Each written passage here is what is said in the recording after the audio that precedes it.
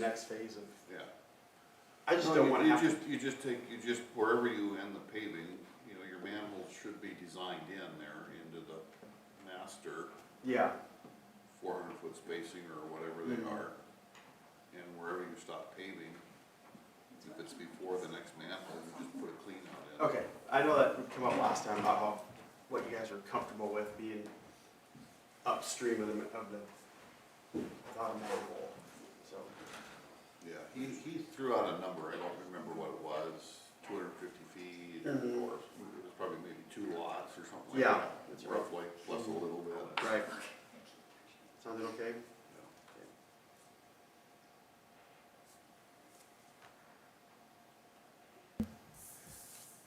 Good morning. We'll call the August 5th, 2025 Norfolk Planning Commission meeting to order. Inform the public of the location of the Open Meetings Act in the northwest corner of the building and ask for roll. Waite. Here. Sock. Here. Simonson. Here. Hupkey. Hoffert. Here. Kuby. Griffith. Here. Keach. Ronfelt. Here. Ask for approval of the full agenda. Move to approve. Second. Please vote.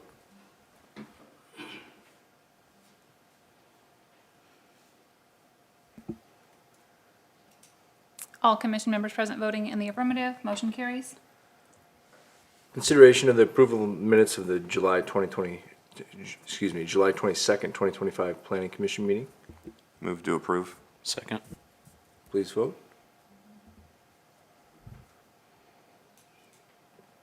All commission members present voting in the affirmative. Motion carries. And consideration of resolution number 2025 PC-7 approving a conditional use permit for an oversized vehicle truck wash on property addressed as 1401 South Chestnut Street.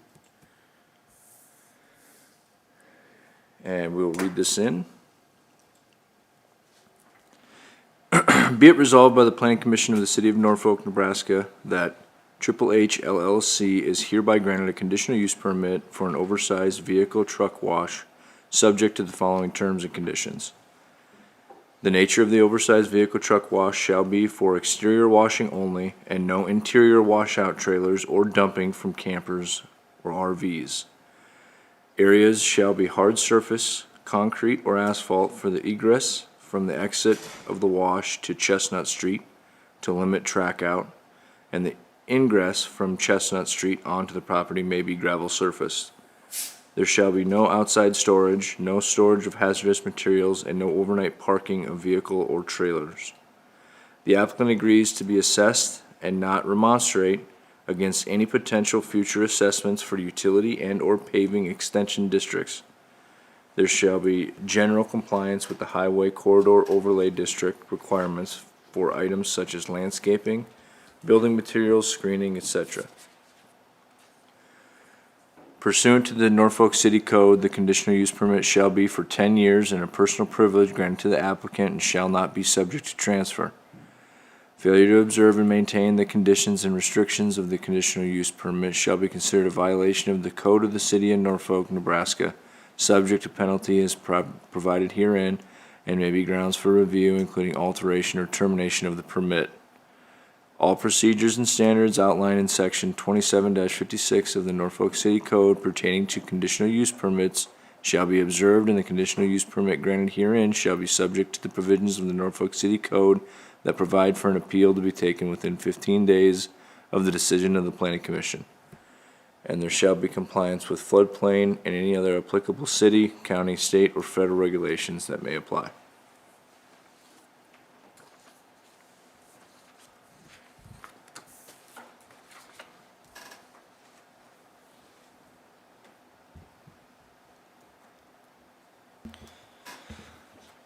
There's no discussion. I'll make a motion to consider resolution number 2025 PC-7 approving a conditional use permit for an oversized vehicle truck wash on property addressed as 1401 South Chestnut Street. Second. We have a motion and a second. Please vote. All commission members present voting in the affirmative. Resolution 2025 PC-7 is adopted. Thank you. I will open the public hearing at, regarding the redevelopment plan for the Fox Ridge redevelopment project.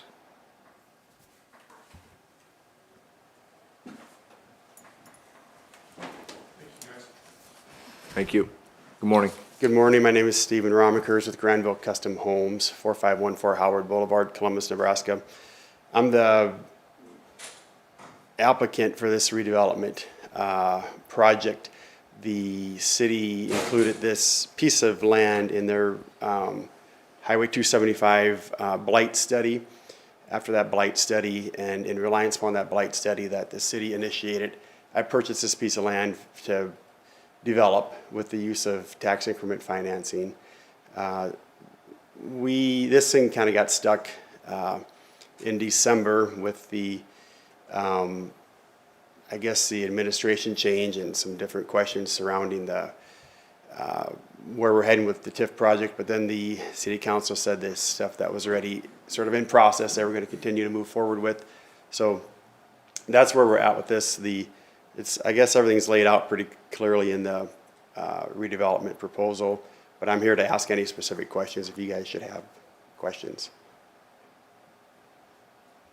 Can you explain why you would need TIF for the project? Yep, sure. So this development is going to be relatively dense, and we're trying to do small lots and smaller homes on the more affordable scale of the new construction.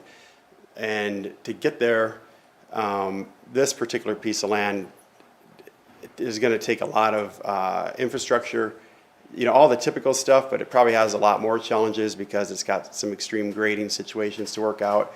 It's got shallow lots, so market-wise, the lots are going to be pretty similar to what was developed in Norfolk, maybe in 2020. We did not develop that project, but we did ended up acquiring and building most of the homes in that neighborhood. We plan on kind of replicating that project, but we need the lot costs to be around $35,000 for them to make sense. And so the TIF that we're asking for is actually not going to cover all of our development costs, but it will be used to bring those lot costs down to a point where we can put a house commensurate with the marketability in that neighborhood. So what I'm saying is it's going to bring our lot costs down so we can build a smaller lot home and make it affordable, at least marketable, I should say. Yeah, I mean, generally, like, what kind of houses do you expect to be on there, like, price-wise? And Yep, so probably total retail is right around $400,000, which, you know, I've been building for 20 years. The first time I ever had a home with a 3 in front of it, we literally had a panic inside our company, and now everything has a 5 in front of it, so, and plus. So we're trying to get back to that, something that's on the new construction side that's more toward the attainable. Now, that doesn't mean to say you couldn't build a smaller house for less money yet, but this is our niche. This is what we think is the best use of this piece of land, and to get there, we can't get there without the TIF. We're the third developer to have owned this piece of property with the wherewithal to do it, but financially it's never moved forward. In fact, until this thing was blighted, we would not have been interested in the property. do you know kind of the houses around there, what their kind of going rate is? Is it comparable to what you would be building then? I don't know that. I think, but the answer is yes. I mean, we're certainly not underbuilding. I don't think we're underbuilding the area.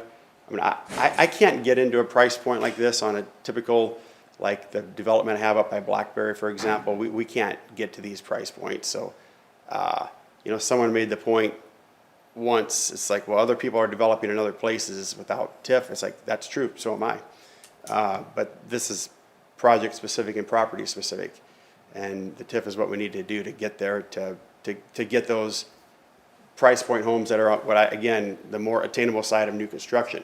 Now, certainly, I think what we've all learned over the last 10 years of doing this is that the affordable homes people are living in, they're existing construction. So in a sense, we're trying to provide that next step up, but in the new construction, that's on the With these, what's Lower the square price. footage look like? the plan I have drawn is about 1,500 square feet on the main floor. And would they be finished basements? Well, it depends what the customer wants, but initially we would probably have to speculate without buyers, and would definitely try to go under 400 grand without a finished basement. Okay. And we're gonna be able to get 3-car garages potentially on these. I'm trying to check every box and still keep it so there's, attainable. Do you have any idea of what Granville's investment will be above the TIF ask for this project? So, good question. I should start with, we're fronting all the money for the project, of course, and then if the TIF, if it all comes to fruition, on the back end, the money comes back. But, so initially, our initial, it's in here. You have to minus one number from the other, but probably, I think the development cost is, I don't remember offhand, like 1.3 million, I think. And I think we're asking for like about $1 million in TIF, but we'll also have to, it's probably like 1.4, it's bigger spread than that. But then we're also gonna have to probably speculate these first homes, at least probably the first group of homes that goes up there is gonna have to be also funded out of pocket to get the project to move. Yeah, you're welcome. Yeah, the TIF sizing and redevelopment plan is $1,071,184. Thank you. But the development cost, do you see that number, Randy? Yeah, it's up back on one of the exhibits. That's Exhibit D.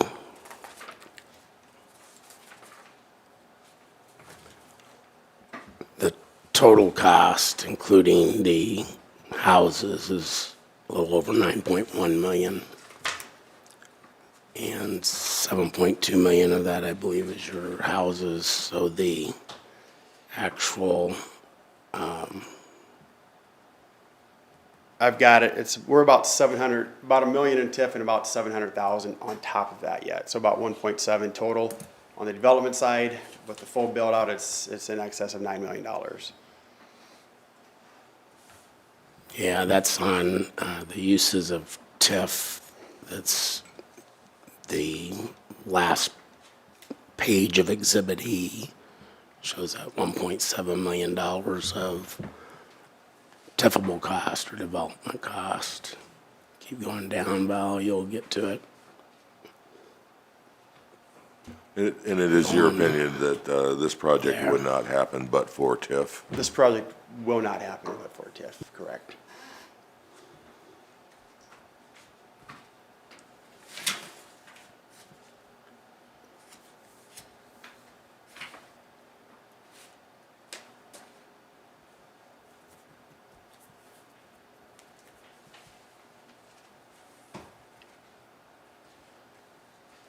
Any other questions? Thank you. Thank you.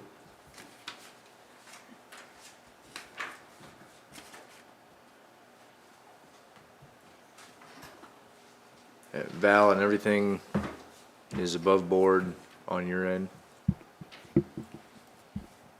Yeah, it's a R1 zone, so it fits with the comprehensive plan that calls for residential in that area. So that's really what I look at. And they committed to, having the 2 parking spaces, off-street parking spaces per unit minimum. So it should be built correctly, yeah. Randy, do you have anything to? No, and the main charge of the planning commission when they review these things is to look for conformance with the comp plan. And this clearly complies with the comp plan.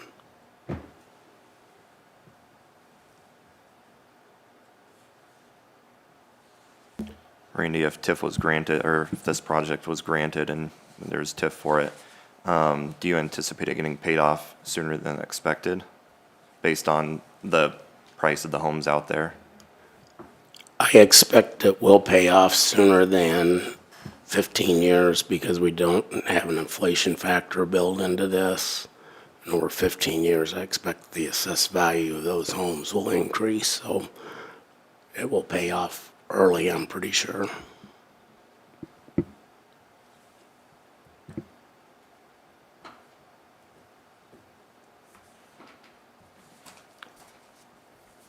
Would anyone else, part of this public hearing like to speak?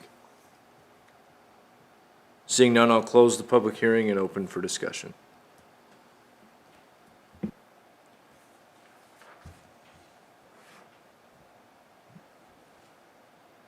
It's the but-for clause when it comes to TIF, kind of encapsulates all of it, and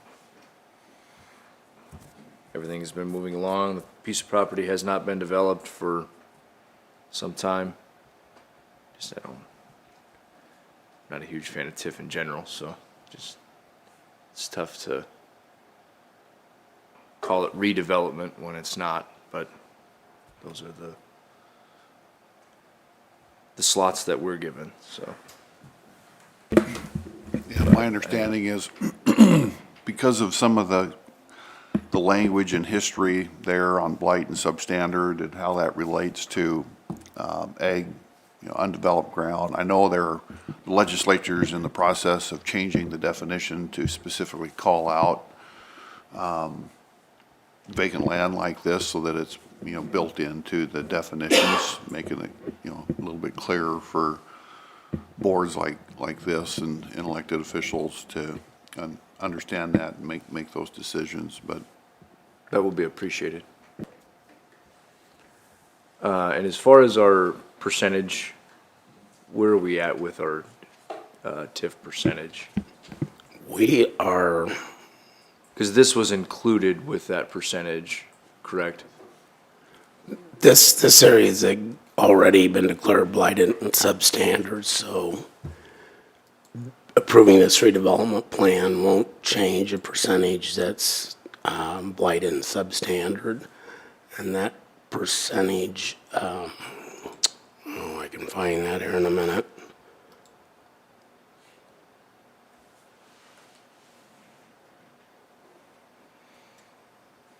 I thought you had mentioned it was at 27. That sounds is about what it right. was. I'm trying to find my spreadsheet that has that.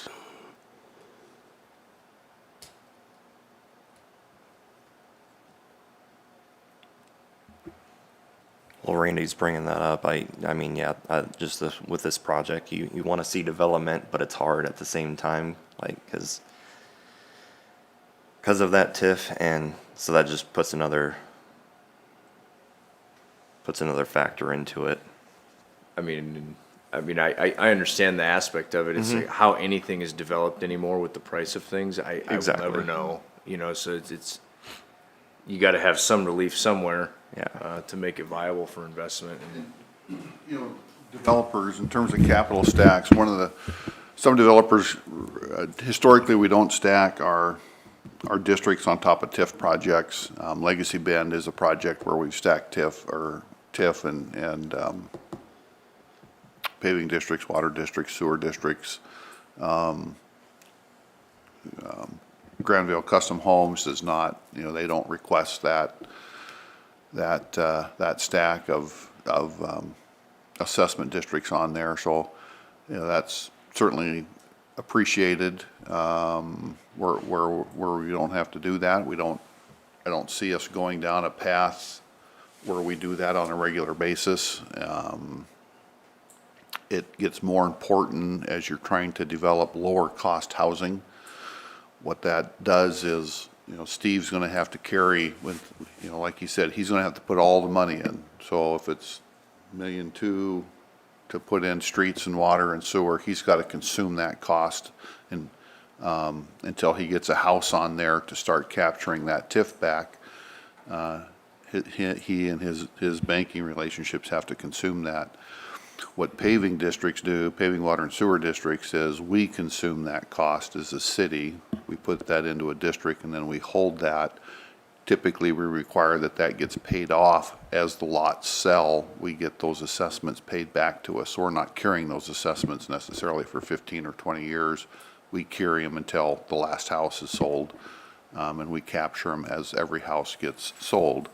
So, here, yeah, we're not talking $300,000 or $350,000 houses, we're in that 400,000 range, but we're getting that in the city, without having to carry the cost of those assessment districts, so that is a benefit to us. And 27.7% is the blight and substandard percentage now. Thank you, Randy.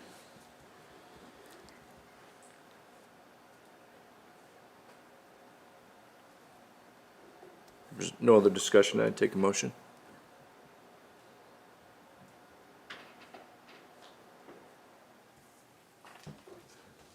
Make a motion to consider recommendation of the redevelopment plan for the Fox Ridge redevelopment project. Second that motion. We have a motion and a second. Please vote.